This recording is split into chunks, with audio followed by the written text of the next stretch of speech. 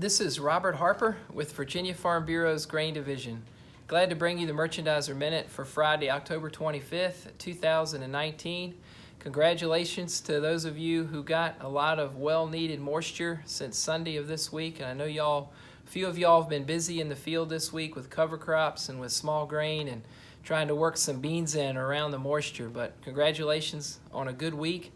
When we take a look at the futures trade this week, let's start off with what happened in Chicago. December corn closed at $3.86, traded all week and down 4 cents. November soybeans, your new crop contract, traded all week and closed at $9.20, which is down 10 cents a bushel for the week. And December wheat was down 15 cents a bushel this week, closing at $5.17. When we think about the USDA this week, we were excited to get the harvest progress numbers on Monday afternoon. And I don't know if y'all have seen those yet, or if you have, I just want to remind you, when we look at the national numbers, the bean harvest, we came in at 46% harvested. The 5-year average is 64. So again, this week, that's price supportive.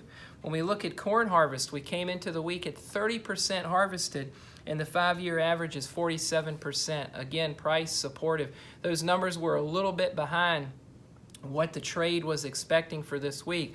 On a side note, y'all have seen a lot this week on social media or talk to your contacts that you have in the Corn Belt. The majority of the belt has had sunshine this week, and a lot of combines have been making progress, so it'll be neat to see the numbers on Monday afternoon.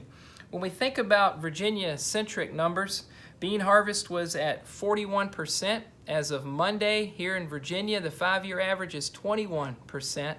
And corn was basically done at 96% harvested with the 5-year average at 84. So Virginia, with our dry weather, maybe one ripple effect of that, as we know y'all are well ahead of things on harvest.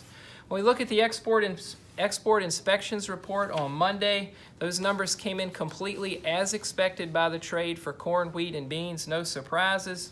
We got the export sales numbers yesterday from USDA. Corn came in as expected, but unfortunately bean and wheat sales for this week were much below expectation, and that had a negative impact on price this week.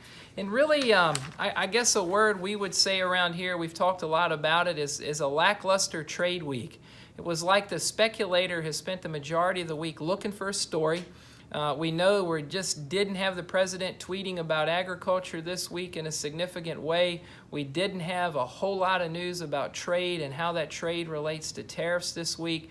The speculator is still trying to figure out what China is going to do, when they're going to start buying, and how much and what.